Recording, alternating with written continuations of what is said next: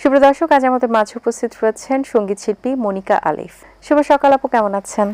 আলহামদুলিল্লাহ, ভালো আছি। আপনি কেমন আছেন? আমি বেশ ভালো আছি, ধন্যবাদ আপনাকে। আপনি ছোটবেলা থেকেই গান করেন। কত ছোটবেলা থেকে গান করা হয় এবং কোন ধরনের গান আপনি বেশি ভালোবাসেন? আমি আমার বয়স তখন 6-7 হবে, তখন থেকেই আর কি গান শুনে আমার গান শেখা আর কি।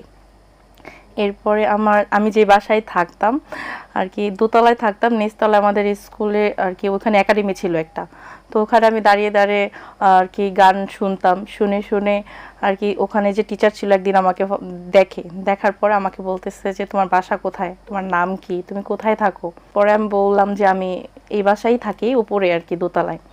পরে আমাকে সাথে করে নিয়ে যায় যে চলো তোমার বাসায় চলো। যাবার পরে আমার মার সাথে কথা বলে পরে আমার বাবার সাথে কথা বলে যে আপনার মেয়ে এই রেগুলার যখনই আমার ক্লাস হয় গানের তখনই এসে দাঁড়ায় থাকে জানলায়, ওকে আপনারা শিখান, ওর ইচ্ছা আছে, আগ্রহ আছে, এই জন্য এসে দাঁড়িয়ে থাকে, শোনে অনেকক্ষণ, লং টাইম। মানে শুরু হতো 3টার দিকে, শেষ হতো আর কি 6টা 6:30টায় শেষ হতো। পরে ওখান থেকে ভর্তি হওয়া হয় ওখানে গানের স্কুলে, আমার হাতে খড়ি আব্দুল আলিম ললিত কলা একাডেমিতে। এরপরে ওখান থেকেই শুরু আর কি গান শেখা। কোন ধরনের গান গাইতে বেশি ভালো লাগে? ফোক। আচ্ছা, ফোক গান কেন? ফোক কেন, এটা আসলে আমি গান ছোট থেকে, যেমন ডলি সায়ন্তনী বা তারপরে আরও যারা ফোক গায়ক, আব্দুল করিম, ওনাদের গানগুলা মানে আমি শুনেই আর কি বড় হয়েছে আর কি। ওই গানগুলো শুনে আমার খুব ভালো লাগতো, এই জন্যই করা। বাহ, তাহলে আপনার কণ্ঠে একটা লোকসঙ্গীত শুনে নিই, তারপর বাকি আলোচনায় যাই। প্রথম যেদিন হাতে ধরে বুকে টেনে নিলে মোরে, বলেছিলে হৃদয় মাঝে দেবে স্থান, করে মিথ্যে অভিনয় আমার মন করেছো জন, কেন সাজিলে পাশান, বাঁধিয়া মায়া ডোরে কাঁদালে এমন করে, একই প্রেমে প্রতিদান।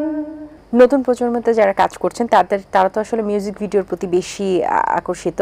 সো আপনার 11টি মৌলিক গান রয়েছে, সুরকার গীতিকার অবশ্যই অনেকগুলো গান। আমার ফার্স্ট জীবনে যে ফার্স্ট কাজ করা হয়েছে, যার হাত আর কি, যে আমার অ্যালবামের ফার্স্ট কাজ করেছে ইথুন বাবু দাদা। ওই অ্যালবামে ছিল ইন্দ্র কিশোর, তারপরে ইন্দ্র দাদা ছিলেন, রিঙ্কু ভাইয়া ছিলেন, আতিক হাসান ছিলেন, পরাণ ছিলেন। এখন নতুন যে গান করলাম আমি, বিএনপির নির্বাচনে একটা সং করেছি, ওইখানে আমার সলো ভয়েস ছিল, আমি গিয়েছি গানটা। আর হচ্ছে নতুন আরও গান আসতেছে, আকাশ মাহমুদ করেছে আর কি নতুন গান, ওটা পাবেন সামনে ইনশাল্লাহ। ছোটবেলায় যখন গান শিখতেন তখন আসলে কাদের গান খুব ভালো লাগতো আপনার? ছোটবেলায় বেশি গান শুনতাম শাহ আব্দুল করিম যিনি ছিলেন, ওনার ডলি সায়ন্তনী, তারপরে হচ্ছে হলো আসিফ, এরপরে রুনা ম্যাম, ওনার গান, তারপরে সাবিনা ইয়াসমিন ম্যাম, ওনাদের গান। আর এই প্রজন্মে যারা গান করছেন তাদের মধ্যে কাদের গান ভালো লাগে? সবার গানই ভালো লাগে। তারপরেও যদি বলি একটু যে কার গান শোনা হয়, বা আমাদের প্রোগ্রামে আসার আগে কার গান শুনছিলেন, বা গুনগুন করে কোন গানটা এখন রিসেন্টলি ট্রেন্ডে আছে? এখন ট্রেন্ডে যে আর কি সবার গানই তো শোনা হয় কম বেশি। এবার একটু আপনার একটা পছন্দের শিল্পীর কোন একটা বিখ্যাত গান শুনতে চাই। ভুবন মোহন রূপ তোমারি, ও ভুবন মোহন রূপ তোমারি, দেখলে প্রাণ জুড়ায় আমার বাড়ি, আমার বাড়ি আয় রে বন্ধু, আমার বাড়ি আয়, আমার বাড়ি আয় রে বন্ধু, আমার বাড়ি আয়। বাহ, ধন্যবাদ। গান নিয়ে ভবিষ্যৎ পরিকল্পনা কি রয়েছে? গান থেকে ভালো কিছু করা আর কি। আমি চাই আমার গান সবাই শুনবে, সবাই বলবে যে, আর আমার বাড়ি তো বগুড়া, দাদা বাড়ি, ভাই বোন খিলক্ষেত, তো সবাই জানে আমার গ্রামে যারা আছে সবাই খুব আর কি আশা করে যে মনিকা অনেক ভালো গান গাবে, অনেক বড় শিল্পী হবে, আর কি বাড়িতে গেলে সবাই তো একজোট হয়ে ধরে, এই গান গাও, এই গান গাও, গান শোনাও। রাতের বেলা আড্ডা হয়, অনেক প্রচুর আড্ডা হয়, সবাই মিলে গেলে তো ঘুমাইতে ঘুমাইতে 12টা 1টা বেজে যায়। সবাই গ্রামে এত রাতে কেউ তো জাগে না, কিন্তু আমি যখনই যাই, নানা বাড়ি যাই, রাজশাহীতে যাই বা দাদা বাড়ি বগুড়াতে যাই, যখনই যেখানেই যাই সবাই আর কি আড্ডা নিয়ে বসে থাকে আর কি, 1টা 1:30টা পর্যন্ত সবাই ধরে বসে থাকে, গান গাও, গান গাও, গান গাও। গান থেকে ভালো কিছু করার। একজন শিল্পীর জন্য আসলে মৌলিক গান থাকাটা কেন জরুরি? এটা আইডেন্টিটি তৈরি হয় একটা শিল্পীর জন্য আর কি, নিজস্বতা থাকে, আর নিজের গান থাকবে বাজারে আর কি, সবাই শুনবে, এটাই তো পাবলিসিটি হয়, তাই না? আচ্ছা, অনেক সময় আমরা দেখি যে গানের যে ভিউয়ের পেছনে মানুষ ছোটে, এটার কারণে অনেক গান যেটা হয়তো বা শ্রুতিমধুর না, তবু সে গানটার মিলিয়ন বিলিয়ন ভিউ।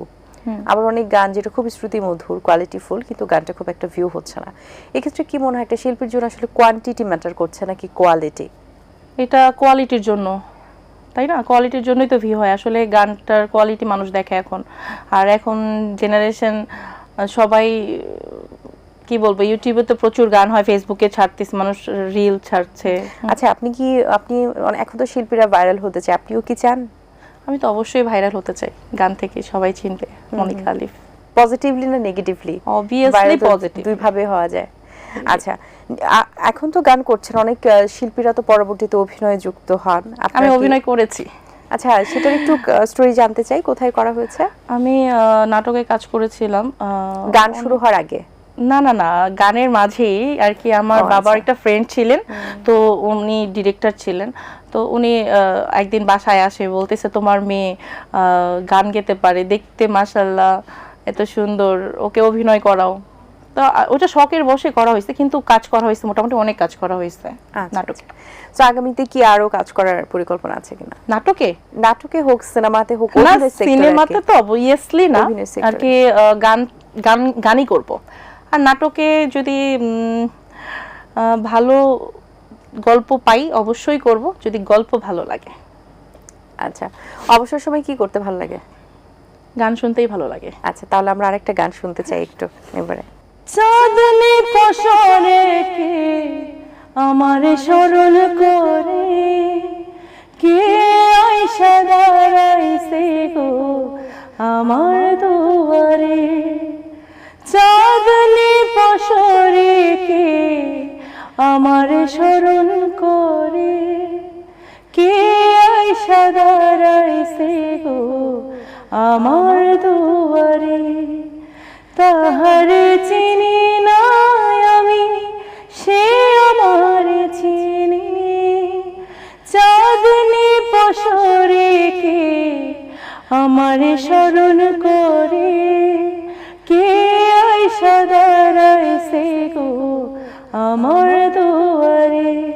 বাহ, অসংখ্য ধন্যবাদ আপু আপনাকে, ভালো লেগেছে কথা বলে, সুন্দর কিছু গান শুনিয়েছেন, অনেক শুভকামনা রইল আপনার জন্য, ভালো থাকবেন। আপনিও ভালো থাকবেন। দর্শক, আশা করছি আজকের আয়োজন ভালো লেগেছে। আজ এই পর্যন্ত, দেখা হবে আগামী পর্বে নতুন কারোর সঙ্গে। সেই পর্যন্ত ভালো থাকবেন, সুস্থ থাকবেন এবং এটিএন বাংলার সাথে থাকবেন। সকলকে আল্লাহ হাফেজ। দিন আসে দিন যায়, সময়টা চলে যায়, তবু আছি এই বেশ ভালো। জীবনটা রঙময়, যেভাবেই হওয়া চাই, নয় কভু সাদা কালো। এই আশাতে স্বপ্ন ভাসে, সুখ হাসে চোখে মুখে, চায়ের চুমুকে।